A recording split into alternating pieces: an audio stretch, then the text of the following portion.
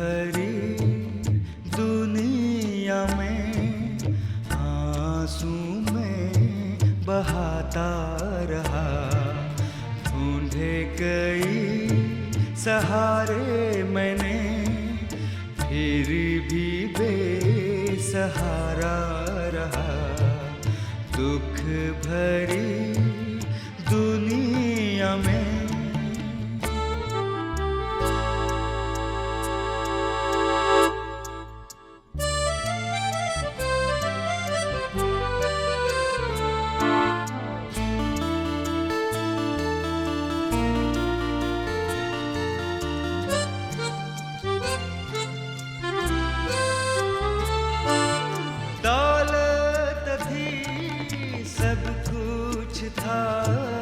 ना थी खुशी दिल में मेरे, दौलत थी सब कुछ था, ना थी खुशी दिल में मेरे।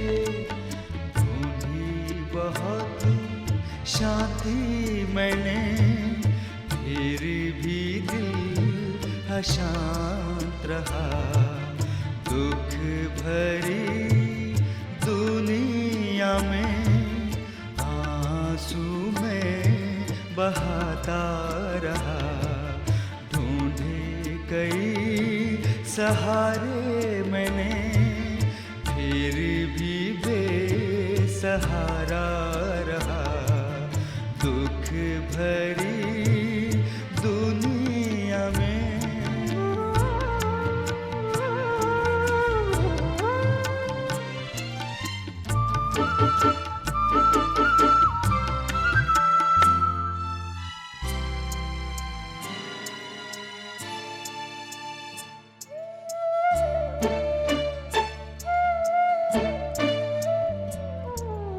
यीशु से ये ना देखा गया, आंसू को मेरे पोंछ दिया।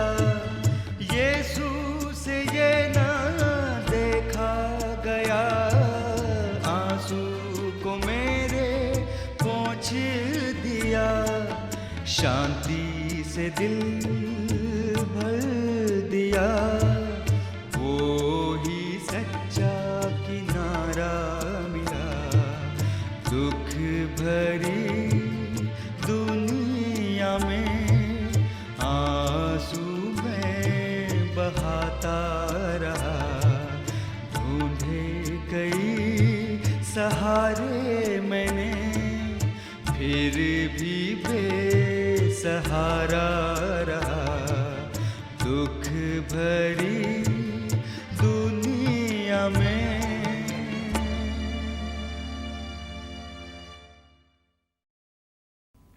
प्रभु यीशु मसीह के मधुर नाम में आप सब दर्शक भाई बहनों को अभिवादन। प्रभु की आशीष आप सब के घरों पर और जीवनों पर हो, ये मेरी कामना है। आप सबका स्वागत करता हूँ इस विशेष कार्यक्रम में जिसका नाम है स्वास्थ्य और प्रसन्नता। स्वास्थ्य और प्रसन्नता हर एक मनुष्य की आवश्यकता है। हर एक मनुष्य चाहता है कि वो स्वस्थ रहे और प्रसन्न रहे। जबकि मेरे प्यारे प्रियो भाई बहनों, संसार में विज्ञान बहुत तरक्की कर रहा है, बहुत नई नई चीज़ें आ रही हैं, नए नए विकास हो रहे हैं, लेकिन मनुष्य अभी भी बीमार पड़ता है, अभी भी वो दुखी रहता है। इसलिए ये आवश्यक है कि हम जानें और सीखें कि हमारे परमेश्वर हमसे क्या चाहता है, हम कैसे अपने जीवन में स्वस्थ रह सकते हैं और कैसे अपने जीवन में हम प्रसन्न रह सकते हैं। इस श्रृंखला में इसी बात को हम जानने और सीखने का प्रयास कर रहे हैं। अब तक हमने देखा कि ये जो बाइबल है ये हमारे लिए ओनर्स मैनुअल है।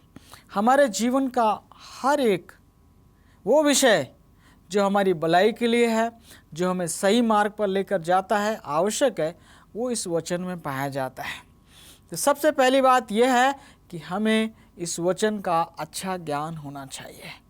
सबसे अधिक हमें बाइबल वचन का अध्ययन करना चाहिए और प्रार्थना के साथ मनन करना चाहिए, समझना चाहिए और उसको अपने जीवन में लागू करना चाहिए, क्योंकि परमेश्वर किस प्रकार से हमें स्वस्थ और प्रसन्न रख सकता है, ये सारी बातें इस वचन में पाई जाती हैं। मेरे प्रियो, उसके बाद हमने ये देखा कि ये जो धूप है वो हमारे लिए कितनी महत्वपूर्ण है। हमने ये भी देखा कि धूप की कमी की वजह से कौन कौन सी परेशानियां हो सकती हैं, और धूप अगर अधिक हो तो कौन कौन सी परेशानियां हो सकती हैं। इस वक्त जो हम विषय ले रहे हैं वो है हमारे जीवन के लिए सबसे अधिक महत्वपूर्ण। हमारे जीवन को चलाने के लिए भोजन की आवश्यकता होती है, पानी की आवश्यकता होती है और भी बहुत सी बातों की आवश्यकता होती है। भोजन के बिना बहुत से लोग कई एक सप्ताह तक रह सकते हैं। कुछ लोग पानी के बिना 1-2 सप्ताह तक रह सकते हैं, लेकिन ऑक्सीजन के बिना, वायु के बिना, प्राणवायु के बिना मनुष्य 1-2 मिनट ही मुश्किल से जीवित रह सकता है। तो आप देख रहे हैं कि ये जो प्राणवायु है, ये जो ऑक्सीजन है, वो मेरे और आपके लिए कितना अधिक महत्वपूर्ण है। अगर हमारे जीवन में पर्याप्त ऑक्सीजन नहीं मिल रही है या जो ऑक्सीजन हम ले रहे हैं वो शुद्ध नहीं है, तो ये हमारे जीवन के लिए कई प्रकार से खतरनाक हो सकती है। मेरे प्रियो, परमेश्वर ने जब इस संसार को बनाया, प्रकाश को बनाने के बाद उसने वातावरण को बनाया, और वातावरण में क्या पाया जाता है? ऑक्सीजन पाई जाती है। ये वातावरण में 78% जो है वो नाइट्रोजन पाई जाती है, 28% जो है वो ऑक्सीजन पाई जाती है, और बाकी कुछ मात्रा में बाकी कार्बन डाइऑक्साइड और छोटी छोटी गैसें जो हैं वो पाई जाती हैं। मेरे प्रियो, हमें यहाँ पर इसको समझना है कि इस वातावरण में 21% परमेश्वर ने ऑक्सीजन को रखा है, ताकि हमें और आपको पर्याप्त मात्रा में ऑक्सीजन मिलती रहे। बहुत से घर बनाए जाते हैं, बहुत से लोग रहते हैं, लेकिन बहुत ऐसे घरों को देखा गया है जिनमें पर्याप्त हवा का, वायु का, प्राणवायु का आवागमन नहीं होता। उन घरों में ताज़ा हवा प्रवेश नहीं करती, शुद्ध हवा प्रवेश नहीं करती, और घरों में अंधेरा रहता है। और उन घरों में रहने वाले लोगों को आप देखें तो उन्हें तरह तरह की बीमारियां, उन्हें फेफड़े की बीमारियां, उदासी की बीमारियां और बहुत सी समस्याएं हो जाती हैं। मेरे प्रियो, एक कहानी बताई जाती है। एक परिवार जो है वो क्रिसमस की छुट्टी बिताने के लिए पहाड़ों पर बने हुए अपने घर में गया, और वहाँ पर वो गए और जाकर उन्होंने अपने आप को सेटल किया। बाहर बहुत ज़्यादा सर्दी थी, इसलिए उन्होंने घर में आग जलाई, और आग जलाने के बाद ठंड होने के कारण सारे खिड़की और दरवाजे पूरी तरह से बंद कर दिए और सो गए। क्रिसमस की सुबह में क्या देखा पड़ोसियों ने कि घर बिल्कुल शांत था, कोई चहल पहल नहीं थी, कोई निकल नहीं रहा था, कोई बात नहीं हो रही थी। इसलिए उन्होंने पुलिस को बुलाया, पुलिस को फ़ोन किया, और पुलिस ने जब आके दरवाज़ा खोला तो पाया कि जो 5 व्यक्ति उस घर में जो रात को सोए थे वो मृतक पाए गए। वो सारे के सारे मर चुके थे। क्यों? क्योंकि वो आग जो उस घर में जलाई गई थी, उस आग ने उस पूरी ऑक्सीजन की मात्रा को समाप्त कर दिया, और बाहर से उनको ताज़ी शुद्ध प्राणवायु नहीं मिली, और इसलिए वो सारे के सारे दम घुटने के कारण मर गए। मेरे प्रियो, इस कहानी से हम बहुत कुछ सीख सकते हैं। यदि हमारे घरों में बराबर हवा का आवागमन नहीं है तो हमारी भी दशा ऐसी हो सकती है। हम अगर मरते नहीं हैं तो हम बीमार ज़रूर हो सकते हैं, और हम प्रसन्न नहीं रह सकते। इसलिए बहुत आवश्यक है कि हम आज इस महत्वपूर्ण विषय पर अध्ययन जो कर रहे हैं, इसे ध्यान से सुनें और विचार करें और शिक्षा हासिल करें, और अपने जीवन के लिए पर्याप्त मात्रा में प्राणवायु को हम लेते रहें। मेरे साथ आइए बाइबल की एक आयत को पढ़ेंगे। उत्पत्ति 1 अध्याय उसका 6 और 7 पद लिखा है, फिर परमेश्वर ने कहा जल के बीच एक ऐसा अंतर हो कि जल 2 भाग हो जाए। तब परमेश्वर ने एक अंतर बना के उसके बीच के जल और उसके ऊपर के जल को अलग अलग किया, और वैसा ही हो गया। और अगर इसी का 20 पद भी पढ़ें, उत्पत्ति 1 का 20, तो वहाँ लिखा है, फिर परमेश्वर ने कहा जल जीवित प्राणियों से बहुत ही भर जाए और पक्षी पृथ्वी के ऊपर आकाश के अंतर में उड़े। जहाँ पर ये पक्षी उड़ते हैं, ये वातावरण है जिसमें पर्याप्त मात्रा में प्राणवायु पाई जाती है। इसके अलावा हमें ये सीखना है, समझना है कि हमारे परमेश्वर ने पर्याप्त मात्रा में हवा को इस तरह से बनाया है कि हमें और आपको पर्याप्त प्राणवायु मिले। लेकिन आज के जो भागम भाग का जीवन है, जिस तरह से नए नए जो यंत्र हैं, फैक्ट्रियां हैं पैदा हो रही हैं, गाड़ियां चल रही हैं, उनके गाड़ियों के जो साइलेंसर हैं उनसे धुआं निकल रहा है, कार्बन मोनोऑक्साइड निकल रही है, और उसको ग्रहण करने वाले लोग, उस वातावरण में सांस लेने वाले लोग जो हैं, बहुत बड़ी संख्या में फेफड़े के रोगों से रोगी पाए गए हैं। उन्हें फेफड़े की बीमारियां हैं, तरह तरह की बीमारियां हैं, और वो स्वस्थ नहीं रह पा रहे हैं, वो प्रसन्न नहीं रह पा रहे हैं। हम देख सकते हैं कि शहरों का जो वातावरण है वो इस समय एक मनुष्य के रहने के लायक नहीं बचा है। उसमें बहुत अधिक प्रदूषण है। प्रदूषित वायु हमारे फेफड़ों को खराब कर देती है, हमारे जीवन को दुखी कर देती है, और हमें और आपको मौत के कगार पर पहुंचा देती है। ये आवश्यक है कि हम जानें कि हमें कहाँ पर शुद्ध और पर्याप्त मात्रा में प्राणवायु मिल सकती है। मेरे प्रियो, मैं आपको बताना चाहता हूँ, पहाड़ी इलाकों में और जो जंगल होते हैं, घने जंगल, उनके आसपास और बहते हुए पानी के किनारे प्राणवायु जो है भरपूर मात्रा में पाई जाती है। इसके अलावा जब बहुत तेज़ तूफान आता है, गर्जन होती है, और उसके बाद जब शांत हो जाता है, उस समय बहुत पर्याप्त मात्रा में प्राणवायु जो है वो पाई जाती है। ऐसे माहौल में हमें और आपको सांस लेने की आवश्यकता है, ताकि हमारे अंदर जो प्राणवायु जाती है वो शुद्ध हो, उसमें कोई मिलावट ना हो, उसमें कोई गंदी गैसें ना हो, क्योंकि वो हमारे रक्त में मिलकर हमारे शरीर के एक एक अंग में वो जाती है। और ये ऑक्सीजन जो है और प्राण को जीवित रखने के लिए वो तमाम जो तत्व जो आप भोजन के द्वारा ग्रहण करते हैं, ये लहू में मिलके, रक्त में मिलके ऑक्सीजन के साथ हमारे सारे अंगों को पहुंचते हैं, और फिर ये तमाम गंदगी वापस आती है और फेफड़ों में साफ़ होती है, और इस तरह से ये गंदी वायु हमारे और आपके नाक से वापस निकलती है। यहाँ पर ये समझने की बात है कि सांस जो है वो हमेशा नाक से ली जाए। मेरे साथ एक पद को आप खोलिए। उत्पत्ति 2 अध्याय और 7 पद में लिखा है, तब यहोवा परमेश्वर ने आदम को भूमि की मिट्टी से रचा और उसके नथनों में जीवन का श्वास फूंक दिया, और आदम जीवित प्राणी बन गया। सांस नाक लेने के लिए बनाई गई है, क्योंकि नाक के अंदर छोटे छोटे रोम पाए जाते हैं, छोटे छोटे बाल पाए जाते हैं, और उनके ऊपर एक तरल पदार्थ जो है वो रहता है। वो इसलिए क्या होता है, जो सांस आप लेते हैं, अगर सांस में कोई धूल, मिट्टी, कीड़ा होता है तो वो वहाँ पर रुक जाता है और शुद्ध प्राणवायु आपके अंदर जाती है। जो लोग मुंह से सांस लेते हैं उनको तरह तरह की बीमारियाँ हो जाती हैं, उनको जुकाम और खांसी ऐसी समस्याएं पैदा हो जाती हैं। मेरे प्रियो, इसलिए जब सांस लेते हैं तो नाक से लें, क्योंकि बाइबल कहती है कि परमेश्वर ने आदम के नथनों में जीवन का श्वास फूंक दिया। परमेश्वर की योजना है कि हमारे नथनों के द्वारा हम सांस लें, क्योंकि परमेश्वर ने ये नाक जो है वो सांस लेने के लिए बनाई है। बहुत से लोग जो हैं जब चलते हैं, फिरते हैं, उठते हैं, बैठते हैं तो उनका तरीका सही नहीं रहता। बहुत से लोग झुक कर बैठते हैं, झुक कर चलते हैं, और ऐसे में फेफड़े जो हैं वो दब जाते हैं और पर्याप्त ऑक्सीजन अंदर नहीं पहुंचती। इसलिए ये बात हमेशा याद रहे कि हम सीधे खड़े हों और सीधे होकर बैठें।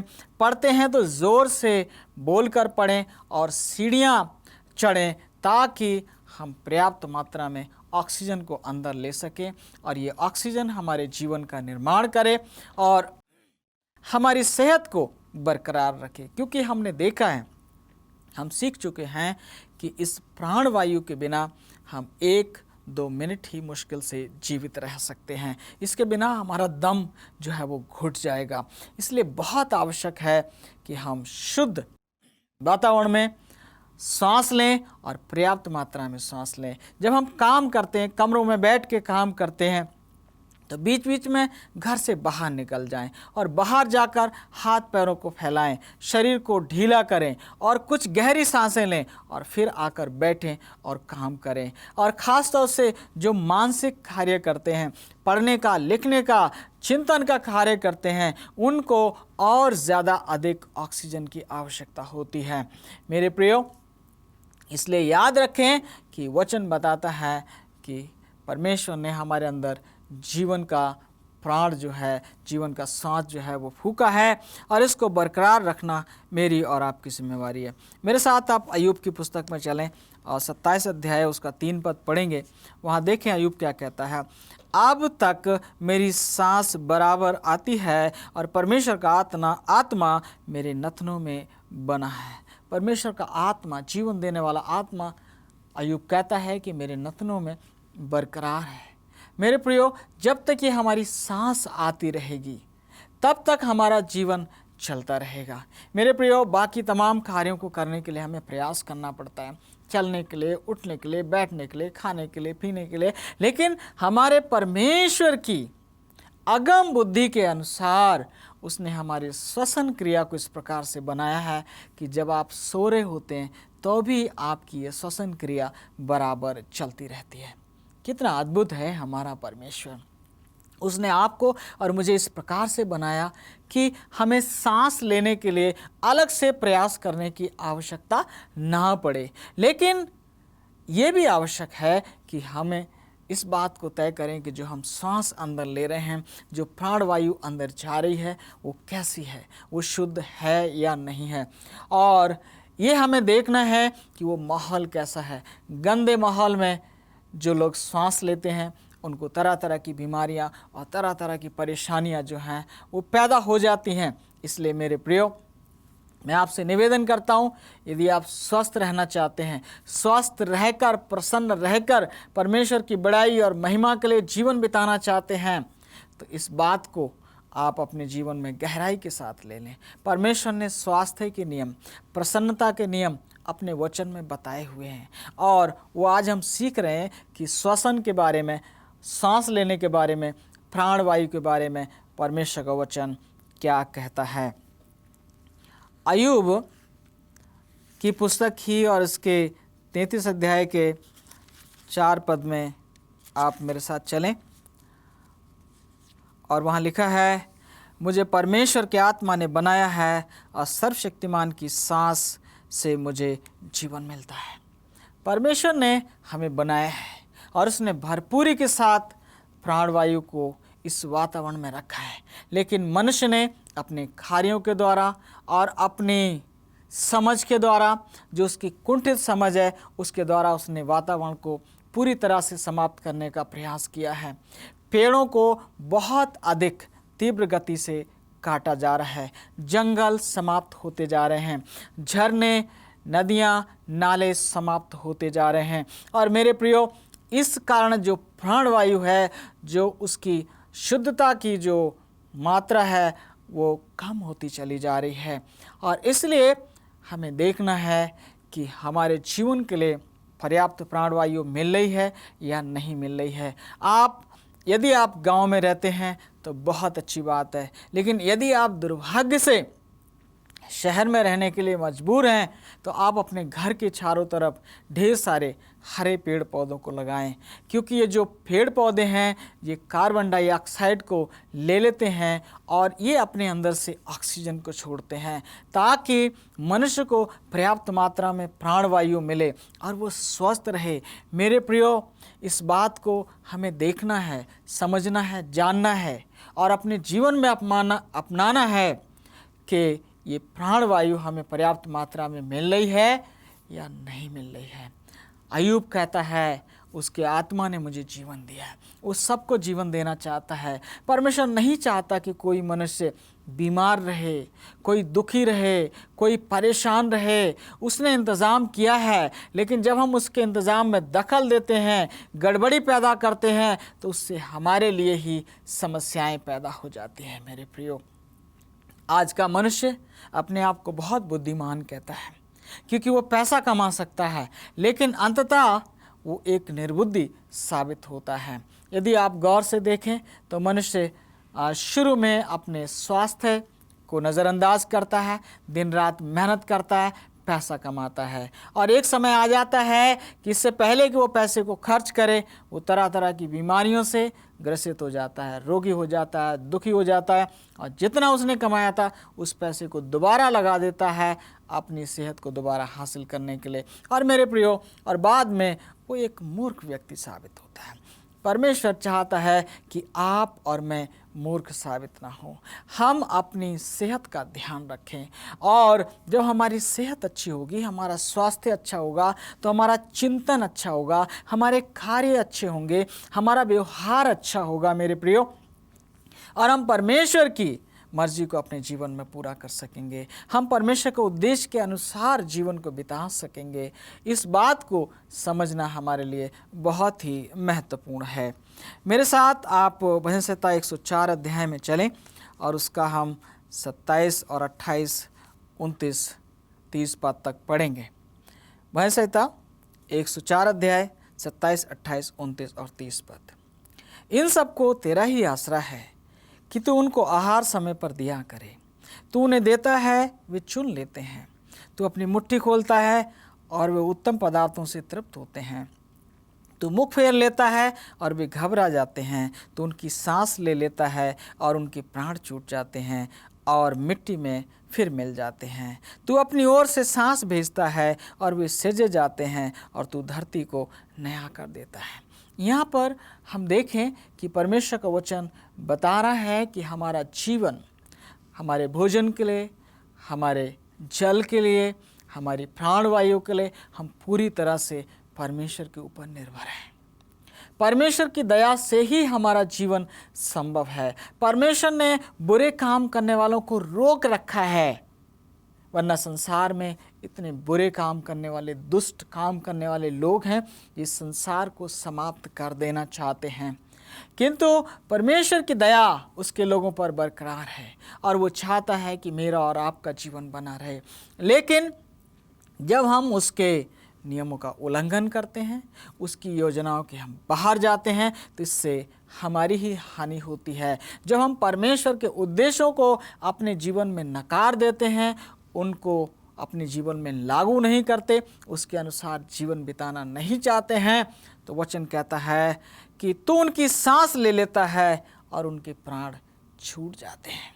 मेरे प्रियो, ऐसा ना हो कि हम और आप अपनी मनमानी करते रहें, परमेश्वर से दूर रहें, उसके वचन से दूर रहें, उसकी आराधना से दूर रहें, उसकी सेवा करने से दूर रहें, और परमेश्वर एक दिन कहे ये मेरे लिए बेकार है, मेरे लिए इसकी कोई आवश्यकता नहीं है, और उसकी निगाह फेरते ही हमारे और आपके प्राण जो हैं वो छूट जाते हैं। विज्ञान ने कितनी भी तरक्की की हो, लेकिन मृतक के अंदर जान डालने की ताकत विज्ञान में नहीं पाई जाती। परमेश्वर ही जीवन देता है और परमेश्वर जीवन को ले लेता है। इसलिए ये बहुत आवश्यक है मेरे प्रियो, हम समझ लें कि ये प्राणवायु हमारे लिए कितनी अधिक महत्वपूर्ण है, ये हमारे जीवन को चलाने के लिए कितना अधिक महत्वपूर्ण है। पूरी तरह से हम देखें, हमारा जीवन कितना ही व्यस्त क्यों ना हो, दिन में एक बार समय निकालकर हम खुले वातावरण में टहलने के लिए जाएं, ताकि हमारे फेफड़ों में पर्याप्त ऑक्सीजन भर जाए और हम एक स्वस्थ जीवन को बिता सकें। अपने घरों को इस तरह से बनाएं, इस तरह से खिड़कियां खोलें। अगर रात में हम सोते भी हैं, चाहे कितनी सर्दी क्यों ना हो, हम बिस्तर जो है उसको बड़ा कर लें, मोटा कर लें, हैवी कर लें, लेकिन थोड़ी ऑक्सीजन जो है वो कमरे में बराबर आती रहना चाहिए, ताकि हमें फ्रेश एयर, शुद्ध हवा मिलती रहे और हम स्वस्थ रहें। अगर आप यहेजकेल 37 अध्याय में उस दृष्टांत को देखें जो परमेश्वर अपने नबी के द्वारा कहता है कि सूखी हड्डियां हैं, नबी भविष्यवाणी करता है और वो हड्डियां आपस में जुड़ जाती हैं, सांस और जो उसकी जो नसें हैं वो आपस में जुड़ जाती हैं और वो मनुष्य का रूप धारण कर लेते हैं, लेकिन फिर भी उनमें जीवन नहीं है। फिर नबी से परमेश्वर कहता है तू सांस से भविष्यवाणी कर कि चारों तरफ से आए और आकर उनमें समा जाए ताकि वो जीवित हो जाएं। मेरे प्रियो, इस वातावरण में सांस है जो मुझे और आपको जीवन देती है। वे सब जो मसीह यीशु में सो जाते हैं, जब मसीह यीशु आएगा वापस और वो जलाए जाएंगे तो चारों तरफ से सांस आएगी और उनमें समा जाएगी और वो जीवित हो जाएंगे। मेरे प्रियो, ये मेरे और आपके लिए बहुत ही आवश्यक है कि हम पर्याप्त मात्रा में प्राणवायु अपने अंदर लें, स्वस्थ रहें, खुशहाल रहें और परमेश्वर की मर्जी को अपने जीवन में हम पूरा होते हुए देखें, क्योंकि परमेश्वर हमें स्वस्थ देखना चाहता है। यदि आप स्वस्थ नहीं हैं तो आप प्रसन्न नहीं रह सकते, और यदि आप प्रसन्न नहीं हैं तो आप स्वस्थ नहीं रह सकते। और जो व्यक्ति स्वस्थ नहीं है, प्रसन्न नहीं है, वो परमेश्वर के किसी उद्देश्य को पूरा नहीं कर सकता, वो परमेश्वर की किसी योजना को पूरा नहीं कर सकता। इस बात को मुझे और आपको भली प्रकार से समझना बहुत आवश्यक है। परमेश्वर करे कि इस वचन के द्वारा आप सबको बड़ी आशीष मिले और परमेश्वर आपकी अगुवाई करे ताकि आपका पूरा परिवार स्वस्थ रहे। समय आ गया है मेरे प्रियो, परमेश्वर के लोगों को शहरों से बाहर निकलना पड़ेगा, क्योंकि शहरों में केवल वायु ही दूषित नहीं है, वहाँ का वातावरण दूषित है। वहाँ पर बुराई हद से अधिक बढ़ गई है, कोई किसी की चिंता नहीं करता है। और ऐसे वातावरण से मुझे और आपको निकलने की आवश्यकता है ताकि हम परमेश्वर के उद्देश्य और परमेश्वर की योजना को खुले वातावरण में रहते हुए, सांस लेते हुए पूरा कर सकें। परमेश्वर आप सबको बहुतायत से आशीषित करे। आइए हम सब मिलकर ये प्रण करें कि इस वचन का अध्ययन करेंगे। आइए हम ये प्रण करें कि इसके अनुसार चलेंगे। आइए हम प्रण करें कि हम स्वस्थ रहेंगे और स्वस्थ रहकर प्रभु के सुसमाचार प्रचार करेंगे, उसका संदेश पहुंचाएंगे और उसके आगमन के लिए अपने और आपको तैयार करेंगे। आइए हम प्रण करें कि हम बीमार रहते हुए अस्पतालों में मरना नहीं चाहते, बल्कि हम उसकी सेवा करना चाहते हैं। प्रभु की आशीष आप सब पर हो, इसके लिए आइए हम मिलकर प्रार्थना करें। स्वर्गीय पिता, धन्यवादी हैं कि आपने अपने बेटों को ये सौभाग्य दिया, बेटे बेटियों को आपका वचन सुन सके। इन सबको स्वास्थ्य देने के लिए आप इनके जीवन में मदद करें, ये सही फैसले कर सकें और आपको बड़ाई, महिमा, जय जयकार, स्तुति हो। प्रभु आप इन्हें संभालें और पिता परमेश्वर सही फैसले करने में इनकी मदद करें। होने दें प्यारे परमेश्वर कि आप में बने रहें और खुदावन एक स्वस्थ जीवन बिताते हुए आपके राज्य के लिए अपने आप को तैयार कर सकें। तमाम सुनने वालों पर, प्रोग्राम के देखने वालों पर आपकी आशीष हो। प्रभु यीशु के नाम से प्रार्थना करते हैं, आमीन।